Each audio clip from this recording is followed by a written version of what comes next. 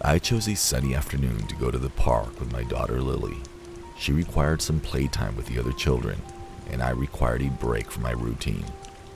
The playground was buzzing with laughter as children screamed with delight while riding swings and slides.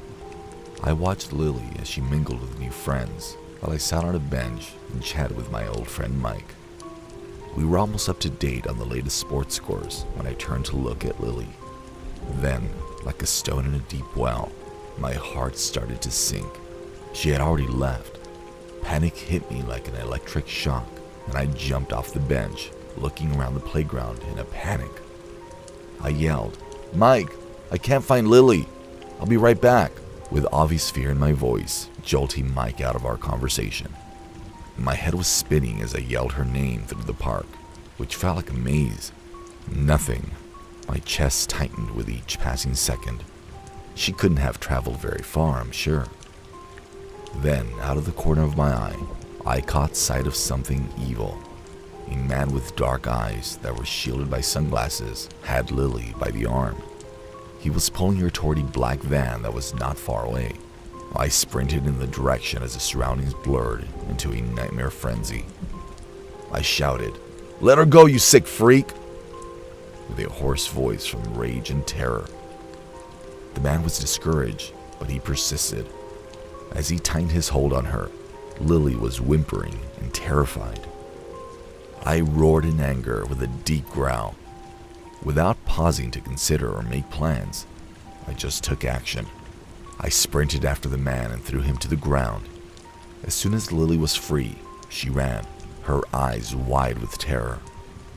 I saw a flash of gratitude in her gaze, even as she scurried away from the commotion. I was now involved in a vicious struggle with the man. He was strong, but my desperation made me stronger. I kicked and punched him like a madman in an effort to protect my child while fighting like a madman. Even though I could taste the blood and feel the pain, it was useless, not as long as Lily was protected.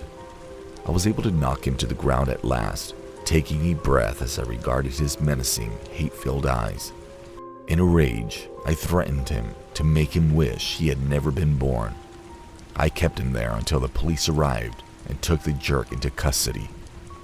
We waited and questioned for the next few hours. All I could think about was Lily, my sweet girl, who was now safely in my arms. I gave her a hug as she began to cry, feeling a mixture of relief and gratitude that the nightmare was over. On that particular day, as we walked together to leave the park, our relationship was closer than ever. I learned that monsters don't necessarily hide in the shadows or under the bed. They may even be openly present and waiting to rob you of your joy. I shuddered at the thought of what might have happened if I hadn't been there to save Lily. At that moment, I made the decision to do everything in my power to keep her safe.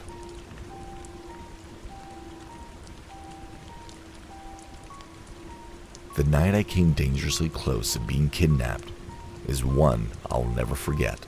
I was stumbling home after a taxing night shift in the pitch black. I just needed to get into bed and shut the outside world for a while. That, however, was not going to occur. Two eerie figures emerged from the shadows as I trudged down the deserted street. My ears were filled with what sounded like a swarm of irate bees, despite the fact that I could hardly see their faces. My heart beat quickly as they drew near because I had a strange gut feeling.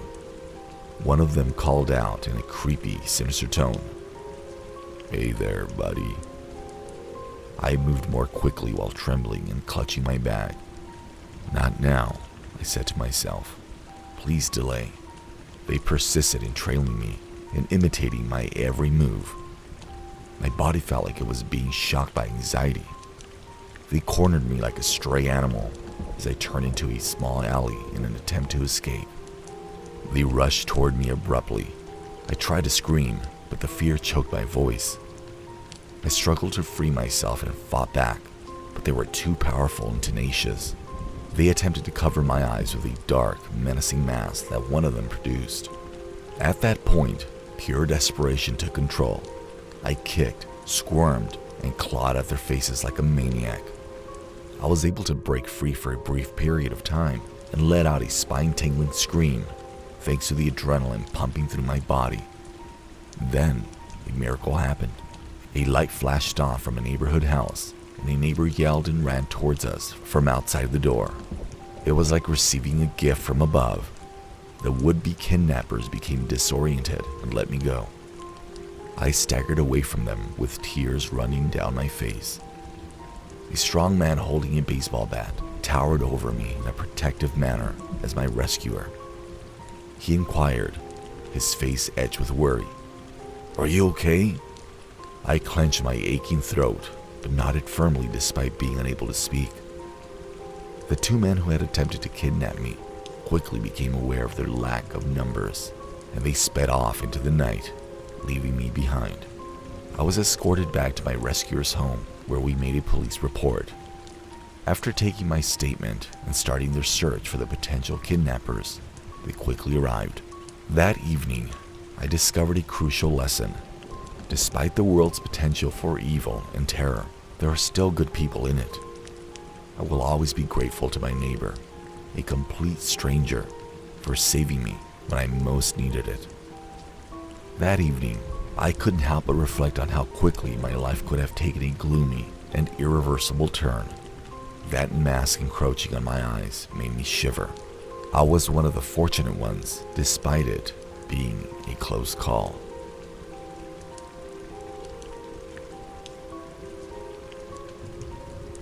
I had pulled into that eerie underground parking lot with my car parked there. I was alone with the late hour.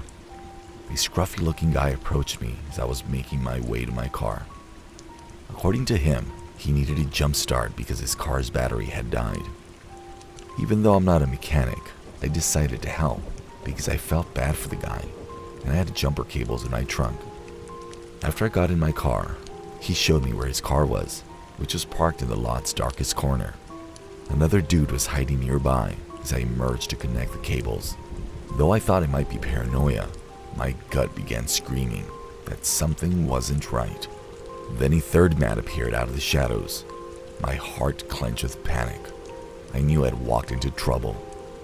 That's when it hit me, their wild eyes closing in on me. My situation was more about being a sitting duck in this subterranean hellhole than it was about a dead battery. As I struggled to connect the cables, I pretended not to understand what was happening. The rescuers showed up just when I thought my time was running out. Burly and stern, the security guard had been observing the entire scene from the shadows. "Hey, what's going on here?" The three creeps froze for a second, and I seized the opportunity to yank the cables apart and run toward my car. Without waiting a moment, the security guard charged in, brandishing his baton. When the lights came on, the three goons dispersed like cockroaches as he swung that thing like he was in the World Series. With profanities flying from their mouths, they ran quickly into the darkness. Even though I was safe, I was still shaking. I was told to stay put by the security guard, who then contacted the police. In what seemed like a matter of seconds, they appeared. The subterranean lot was suddenly a flurry of red and blue lights. Still shuddering like a leaf, I made my statement and did the best I could to characterize those eerie guys. Everything about it felt like a bad dream that I was unable to escape. The police took it seriously and searched the area extensively, but those creeps had disappeared. They had to be experts at this kind of thing. The security guard tipped his hat and advised me to drive carefully as I eventually left that underground nightmare. Thanking him from the bottom of my heart, I nodded. Who knew what those thugs had in store without him? That night is still with me every time I see someone in need of assistance in a parking lot after dark. It serves as a sobering reminder that you shouldn't always believe a desperate face and that, on occasion, the true heroes are the ones lurking in the background, waiting to intervene and save the day.